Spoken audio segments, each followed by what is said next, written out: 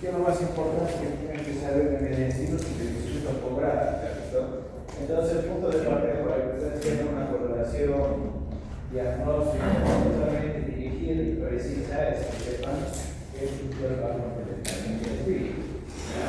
Ahora, cuando empiezan a estudiar ustedes el destino, las lesiones que van a tener a este nivel son múltiples.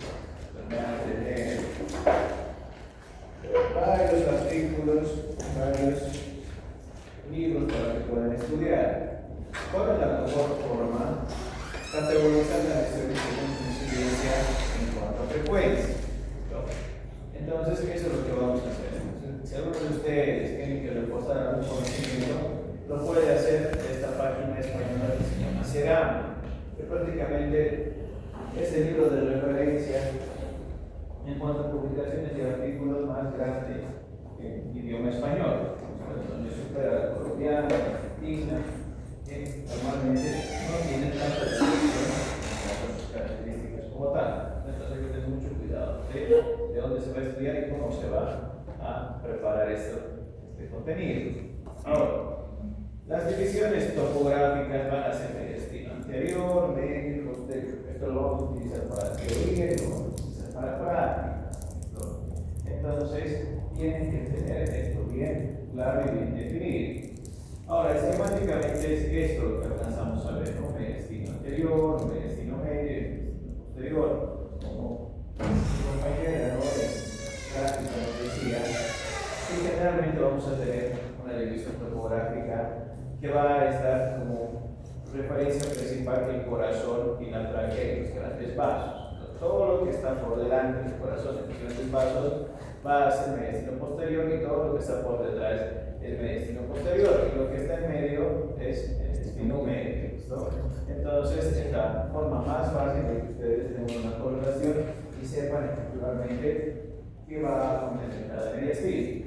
Ahora, tenemos todas estas estructuras. Entonces, cada una de estas se va a inflamar, se va a infectar, va a tener anomalías y va a tener células tumorales, ya sean benignas o malignas, y cada una va a tener su propia categorización. Entonces, eso hace que el intestino sea una estructura amplia en cuanto a patología. Entonces, vamos a focalizarnos y vamos a hacer un estudio totalmente dirigido para que se tenga un diagnóstico alto y preciso. Ahora, la clínica normalmente, cuando estudiamos lesiones mediastinales, es inespecífico. ¿Por qué? Porque la mayoría de nuestros pacientes van a ser asintomáticos. ¿Ya? Y los que presentan síntomas van a tener síntomas los cuales van a ser muy variados. ¿De qué va a depender esta manifestación clínica? Del grado de compresión o infiltración que va a tener cada estructura. ¿Listo? Entonces, si hay mayor afectación de la tráquea, si hay mayor afectación del esófago, prácticamente los síntomas van a ser respiratorios, van a ser digestivos. Si hay compresión de la parrilla costal, van a ser dificultades respiratorias, van a ser dolor de tipo punzante, si va a la pleura va a ser dolor pleurítico, entonces por eso es que es totalmente específico. ¿Qué más suelen tener? Tos, disnea y dolor torácico. ¿Listo? Entonces va a depender de cada afectación, de cada estructura que vamos a ver. Ahora, cada una va a tener también su propio síndrome, síndrome del mediastino anterior, medio y posterior. Entonces, cada síndrome va a variar dependiendo de la afectación de cada una de las estructuras. ¿Listo? Entonces, cada uno de estos síndromes vamos a ir viendo a medida que desarrollemos las patologías propias del mediastino. Ahora, ¿cómo van a hacer el diagnóstico de manera inicial? Todo se va a hacer por radiología simple. Entonces, cuando ustedes tengan un paciente que tiene una lesión mediastinal, va a ser el primer estudio que van a utilizar. Ahora, la mayoría de los casos ustedes van a ver estas lesiones de manera incidental. ¿Listo?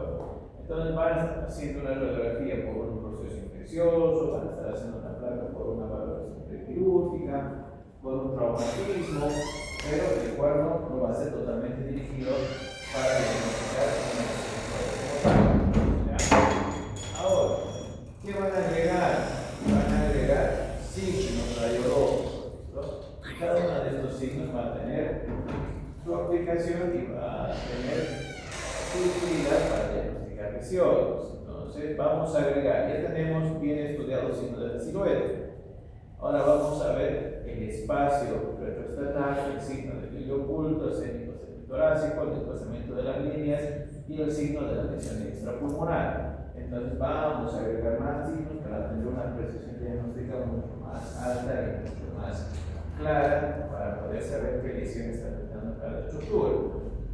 Ahora, cuando ustedes han recibido un estudio radiológico y han visto una lesión mediastinal, eso se tiene que confirmar, ¿listo? Se tiene que confirmar y se tiene que categorizar. ¿Cómo se va a confirmar y categorizar? Por tomografía. Entonces, la tomografía es un método imagenológico de más alta precisión, ¿listo? Entonces, ¿qué va a hacer? Le va a dar la caracterización y la localización de la lesión que estoy estudiando y me va a categorizar las características que pueda tener. Puedo ver el componente hemorrágico, puedo ver el componente infiltrativo, puedo ver los bordes, puedo ver las intensidades entre la misma lesión. Entonces ya tengo una categorización mucho más detallada.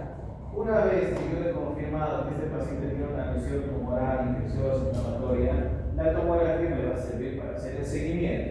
Entonces voy a ver la evolución y voy a controlar la evolución que me ha generado ese aumento de tamaño o esa lesión focal. Ahora, ¿para qué más me sirve? Para tomar biopsias. Las biopsias normalmente del intestino se van a hacer por tomografía. Ahora, en caso de que sea una célula tumoral, también me va a servir el control para ver la evolución y para ver en algunos casos la recidiva de esa lesión que tiene mi paciente. Entonces, va a ser totalmente específico para ver este tipo de lesiones. Ahora, esto ya les adelantaba, ¿no? Va a ser tumoral, congénito, vascular, infecciosa y traumática. Entonces, cada una de las porciones, cada una de las estructuras que van a tener, puede tener cualquier tipo de lesión, que es lo que estamos alcanzando a ver. Ahora, mediastino anterior. ¿Qué nos dice del mediastino anterior? A ver, ¿qué hora es? Ya pasa, me está dando la bulla.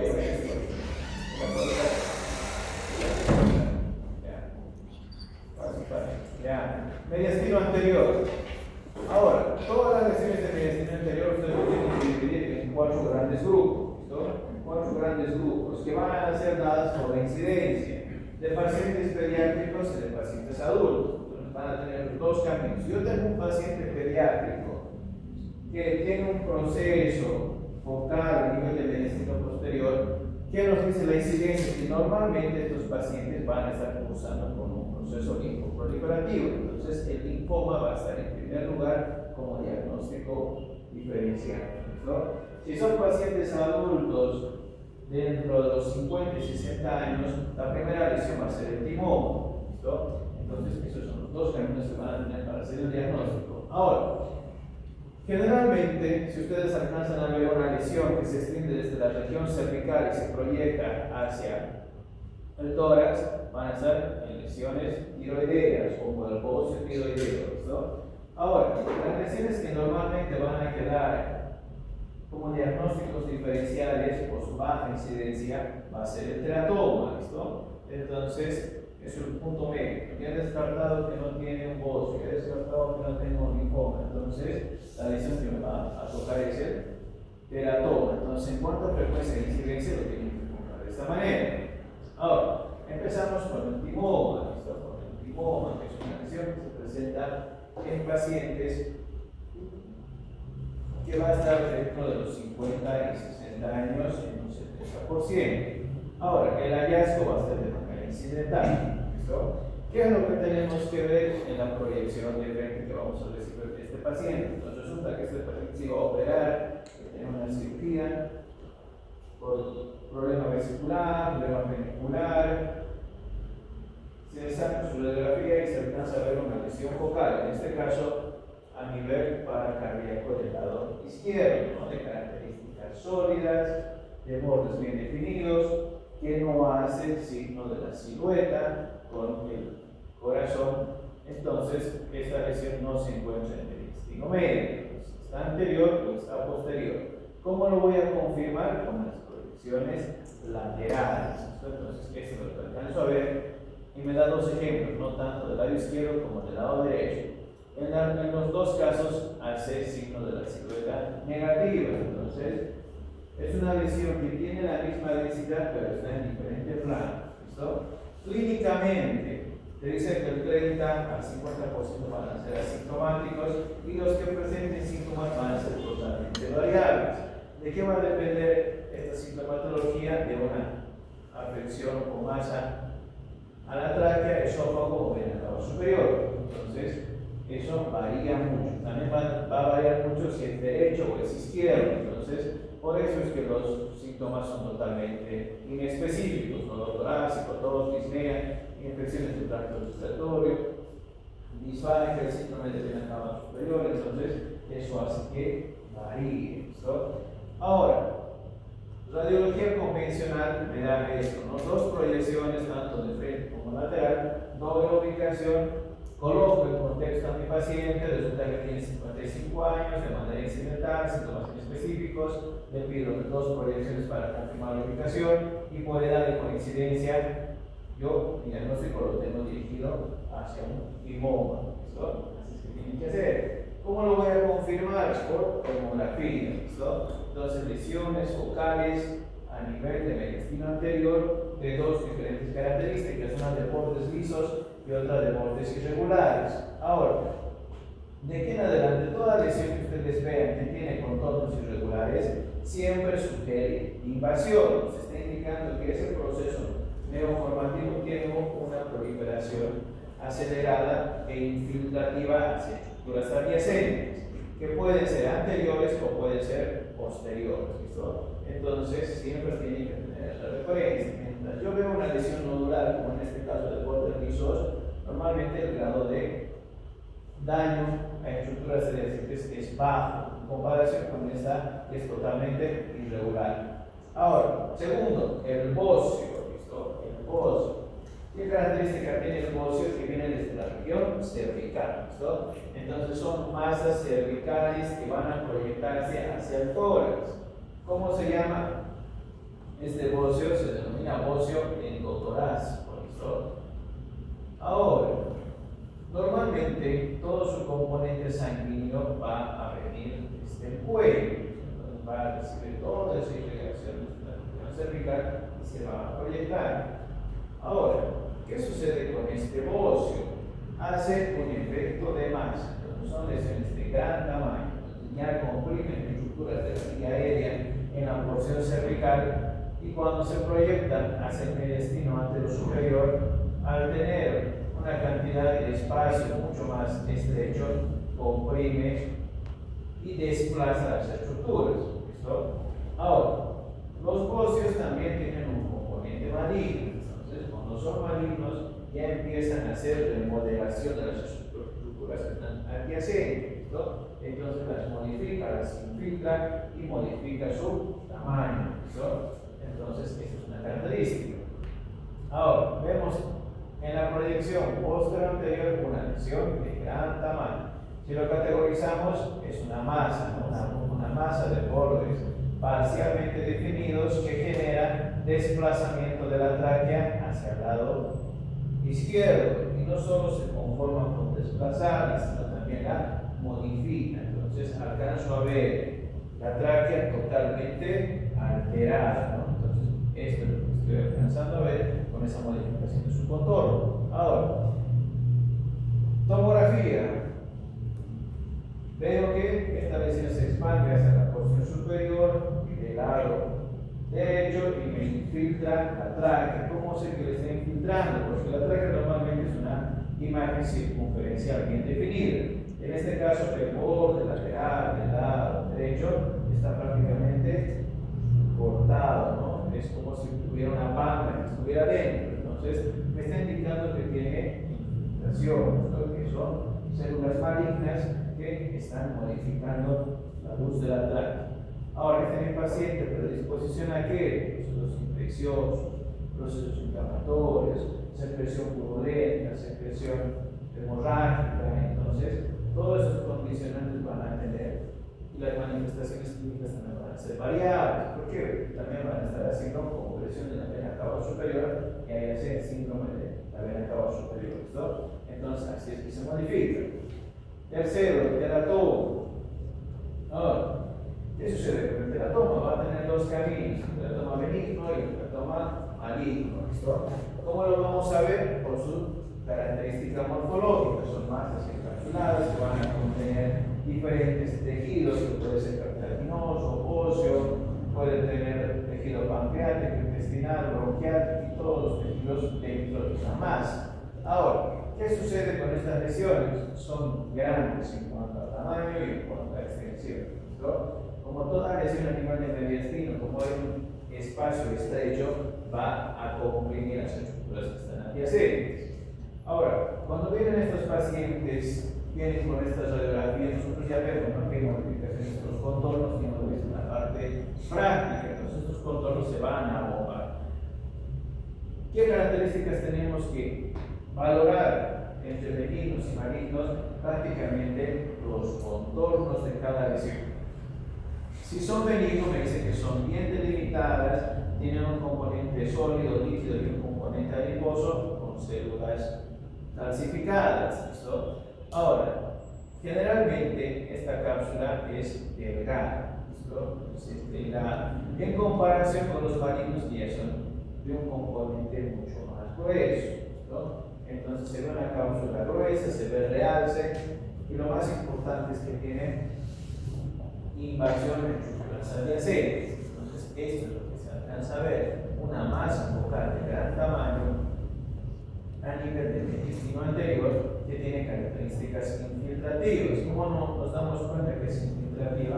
Porque prácticamente está borrando el espacio pericárdico, ¿no? Entonces, el espacio pericárdico totalmente alterado, prácticamente está poniendo en contacto con la célula cardiaca. Entonces, por estas características y este engrosamiento de la cápsula, uno tiene el pronóstico de decirle y prácticamente dirigir sobre un proceso neoformativo de características malignas.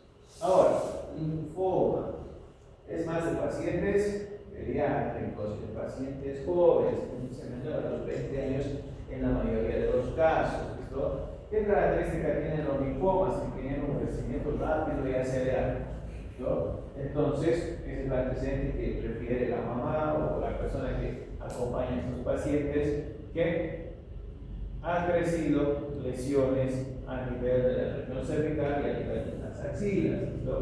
Entonces, los linfomas se suelen acompañar de adenopatías, entonces no son lesiones aisladas, entonces van a acompañarse de adenopatías. ¿Qué es lo importante que tienen que saber con estos linfomas? Que normalmente el linfoma se va a acomodar a la estructura mediastinal, ¿listo? ¿Quién nos dice que se ajusta, ¿listo? A diferencia de todas las lesiones tumorales que causaban desplazamiento, compresión y efecto de masa, el linfoma se va a acomodar a todos los espacios que queden libres de periastino, ¿listo? Y no los va a infiltrar, por lo menos no en estadios iniciales. Entonces, si bien son lesiones de gran tamaño, pero van a conservar las estructuras que están adyacentes, ¿listo? Entonces el diagnóstico tiene que ser rápido y oportuno, porque en estadios iniciales solo los va a rodear, ¿listo? Ahora, cuando se diagnostica en tiempos tardíos, por cualquier motivo sea, que no ha habido un buen diagnóstico, la anatomía patológica, que no ha dado células tumorales, no han sido específicas, empieza a infiltrar estructuras adyacentes. Entonces, de estar en contacto ya las va a empezar a modificar. ¿Qué estructuras?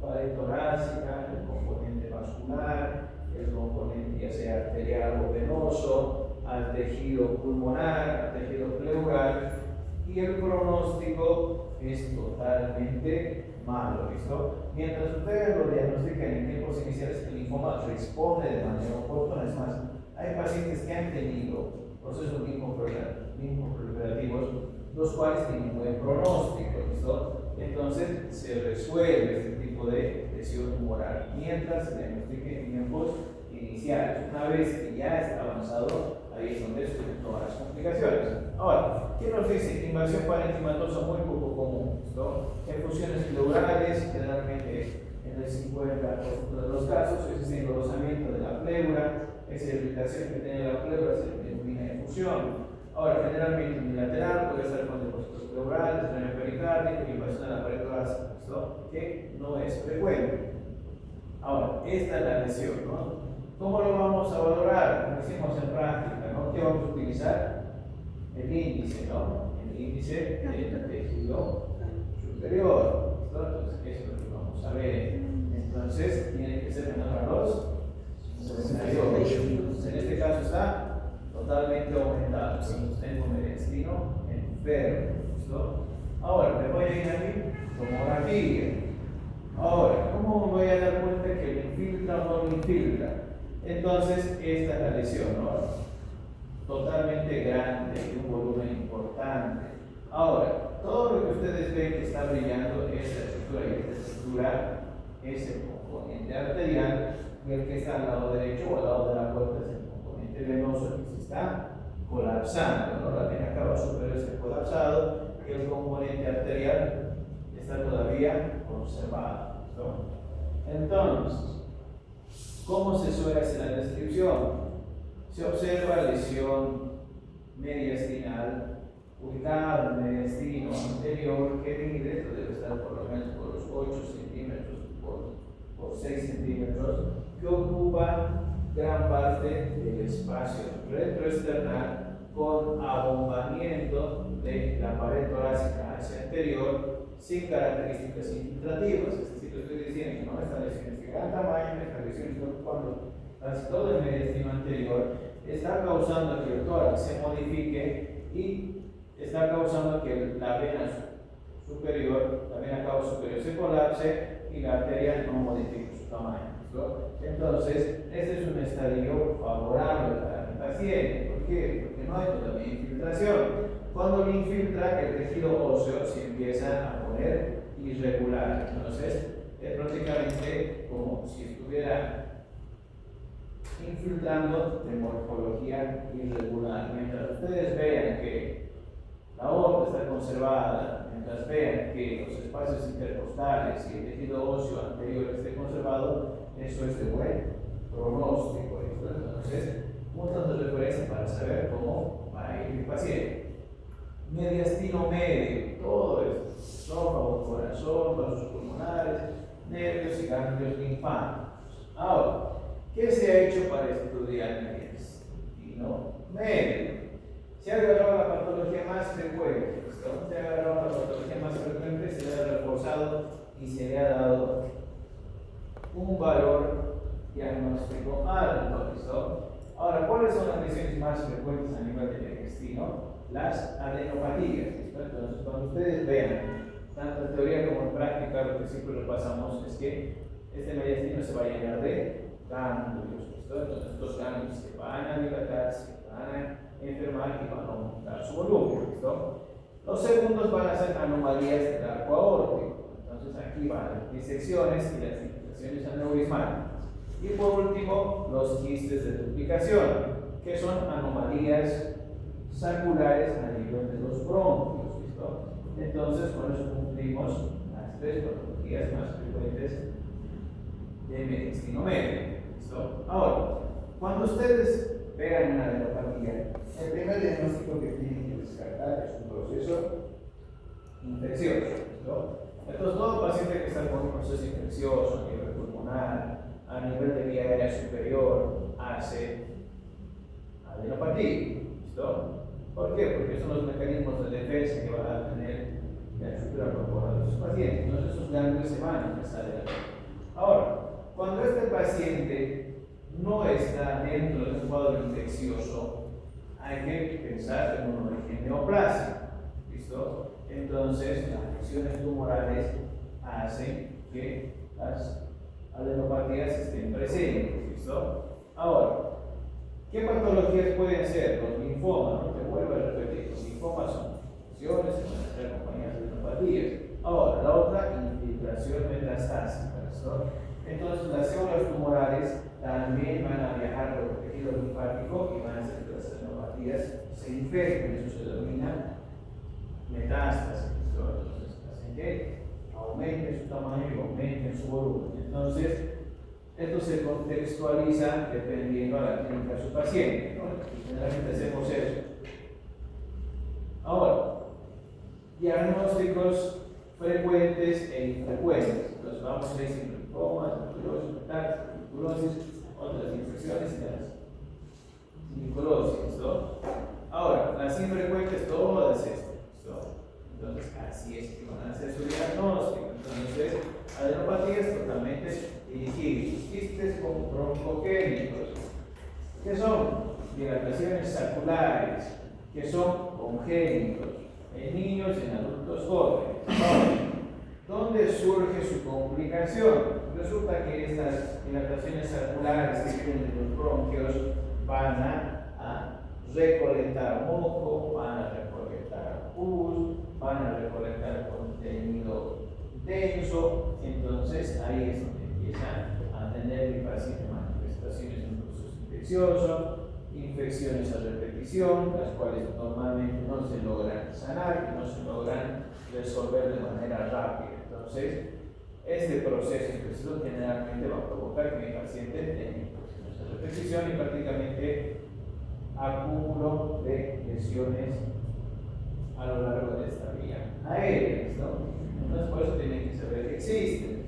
Ahora, ¿cómo se van a manifestar radiológicamente? Como dilataciones saculares, en este caso de gran tamaño, ¿no? Vamos a ver un bronquio que tiene una dilatación sacular que tiene contenido líquido, entonces líquido denso en este caso, ¿no? Por eso se ve radio opaco, ¿no? Así es que se alcanza a ver y así es que tiene que diferenciar este tipo de dilataciones.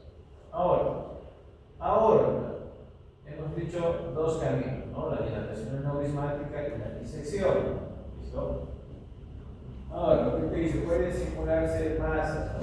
Pues normalmente ustedes, cuando estén haciendo su diagnóstico inicial, van a tener que prácticamente conocer todas las patologías. Una es la dilatación aneurismática. ¿Qué hemos dicho del aneurisma? Generalmente, para que ustedes consideren una aorta, se categorice con la dilatación aneurismática, tiene que ser mayor a los 3.5 centímetros. ¿Listo? Entonces, todo lo que supera esto es aneurisma. Ahora, ¿qué es la disección? La disección es la ruptura de la pared interna de la aorta, ¿listo? Con extravasación de sangre a su capa media, ¿ya? Es una disección. Entonces, eso hace que la aorta se vuelva grande, se vuelva gorda, ¿listo? Entonces, esas son las dos características. Ahora, por radiología convencional, todas van a presentar aumento del tendón frontal posterior. Entonces, estas dos van a hacer que la arteria aumente de tamaño, pero no vamos a poder decir si es disección o es una dilatación aneurismática. ¿Listo? ¿Cómo lo van a confirmar? Por tomografía. ¿Listo? Por tomografía. Entonces, es la única forma de ver. En radiología convencional, ¿qué van a ver? Un cordón áureo prominente y un aumento de tamaño de la aorta. Se va a hacer mucho más largo. ¿Listo? Ahora, ¿qué incluyen los hallazgos tomográficos? Dilatación sacular o dilatación fusiforme, calcificaciones parietales. Ahora, tanto la disección como el aneurisma tienen trombos, tienen coágulos en ese espacio que se ha lesionado. ¿Listo? Ahora, el trombo tiene dos morfologías, semilunar o circunferencial. ¿Listo? Que generalmente va a ser hipodenso respecto a la luz, entonces va a ser más oscuro en comparación de la luz y desplaza estructuras adyacentes. Entonces, dos estructuras con diferentes morfologías. Entonces, tenemos una disección y tenemos una disección aneurismática.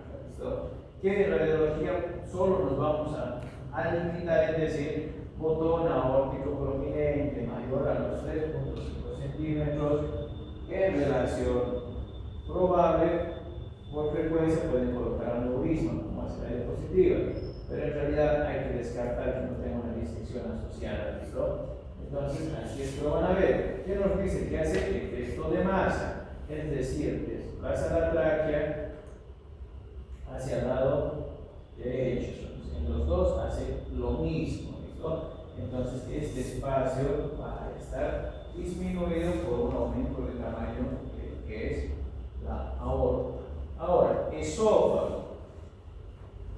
El esófago puede tener un tumor, puede tener un divertículo, puede tener una hernia o puede tener un aumento de tamaño que se llama megaesófago. ¿Listo? Entonces, vamos a empezar por la célula tumoral, que te dice que es más frecuente en varones, de 3 a 1. ¿Listo? Y generalmente en adultos mayores, ¿no? Hace 70 años, con edad promedio, se va a tener. Dos tipos, ¿listo? El adenocarcinoma y el cáncer epidermoide, también llamado de las células escamosas. Van a tener dos caminos. Ahora, ¿cómo se van a apoyar en la ubicación para decir qué componente histológico tiene? Resulta que los distales, en la mayoría de los casos, van a estar en relación con adenocarcinomas y van a tener dos antecedentes: el esófago de Barrett y el reflujo gastroesofágico crónico. ¿No? Entonces, en este caso, van a ser adenocarcinomas. Ahora, el cáncer epidermoide o el escamoso va a ser de tercio medio, ¿listo? En relación con tabaco, alcohol, alimentos calientes y cáusticos, ¿listo? Entonces, estos son los factores de riesgo. Ahora, ¿cómo se suele evaluar a estos pacientes? Primero, tomando en cuenta el antecedente. Va a decir, ¿no? Yo tengo antecedentes alcohólicos, yo tengo antecedentes de haber recurrido desde mi juventud por terapia para tratar mi alcoholismo, también fumaba, entonces así es que se va a empezar. Ahora tengo dificultad para comer, tengo alteraciones en el tránsito intestinal, ¿listo? Así es que sucede. O en otro caso, ¿no? Pacientes que se han intentado suicidar, ¿no? Que normalmente suelen tener complicaciones a nivel de esófago. Entonces eso va a ser factores de riesgo para el desarrollo tumoral. Ahora, ¿cómo se va a estudiar el esófago? Ustedes han debido ver que todas las placas que hemos visto, ya sea con protecciones adicionales, casi nunca hemos visto el esófago. ¿Listo? ¿Por qué no se ve? Porque las estructuras de partes blandas hacen signo de la silueta entre ellas. Esófago, silueta cardíaca, diafragma, grandes vasos prácticamente hacen que el contorno del esófago se borre. Por eso el esófago no lo hemos visto nunca. Ahora, ¿cómo lo vamos a ver? Con varios, ¿no? El esofagograma, es que se llama el estudio. Entonces, es la única forma de ver el esófago.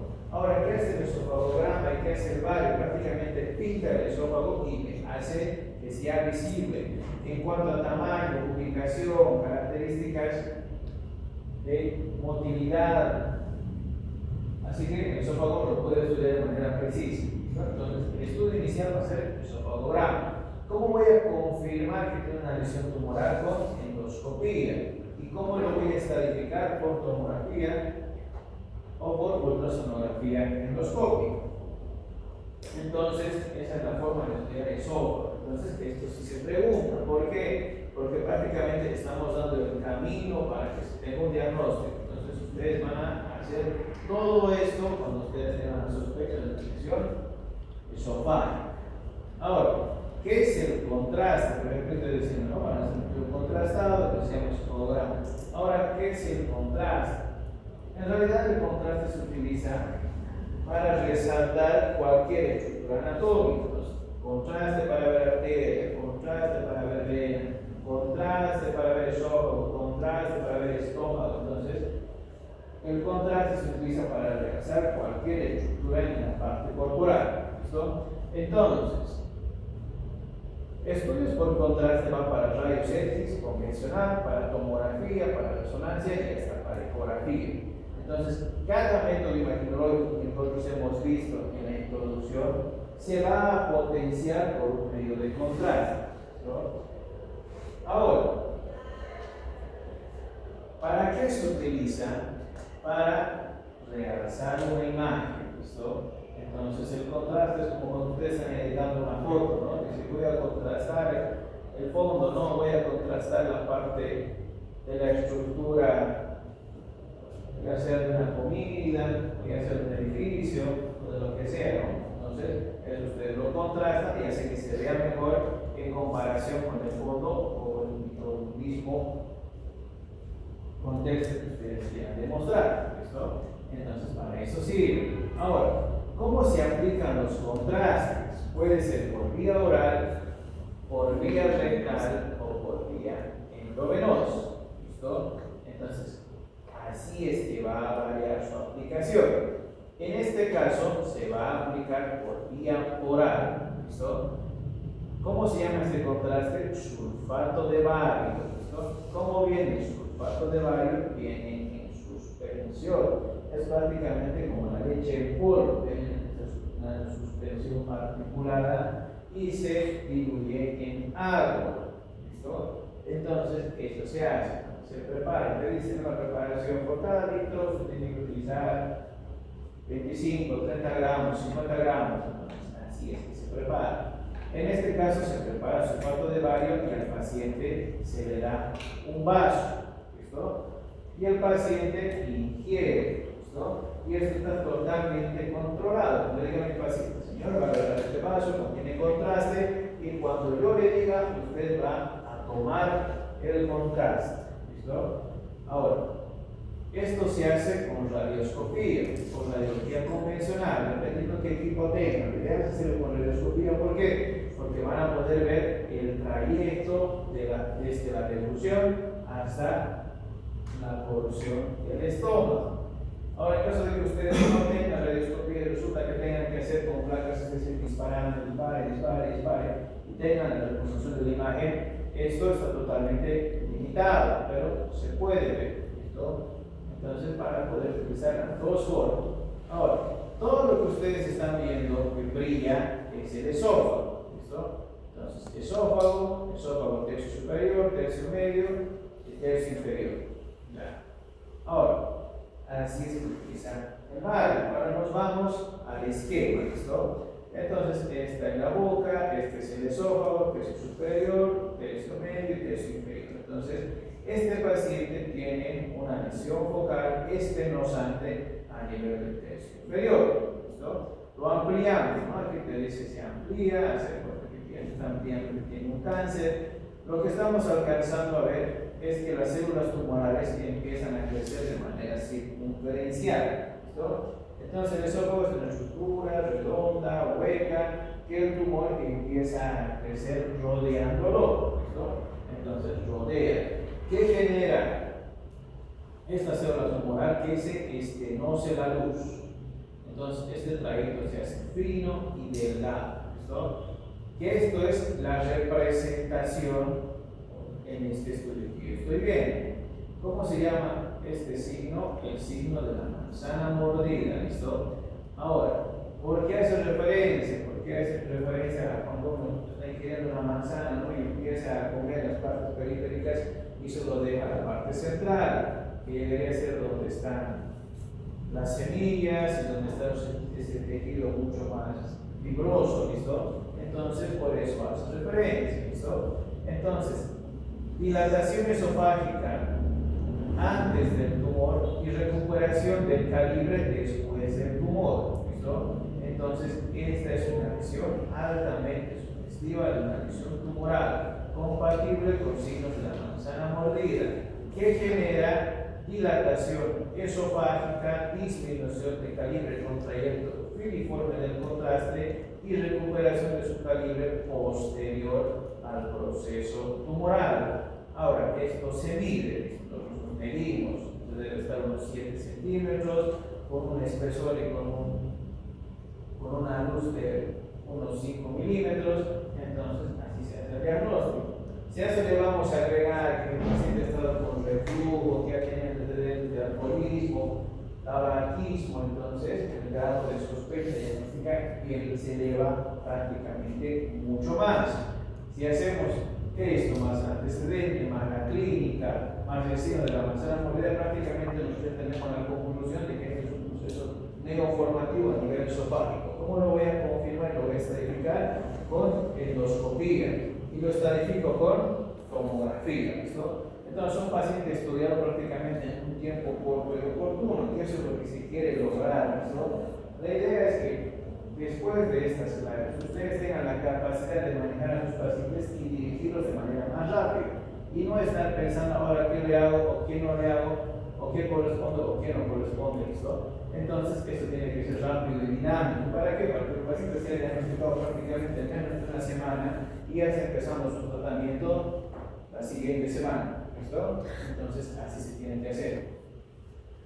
Ya vamos a quedar aquí, la siguiente clase vamos a ver.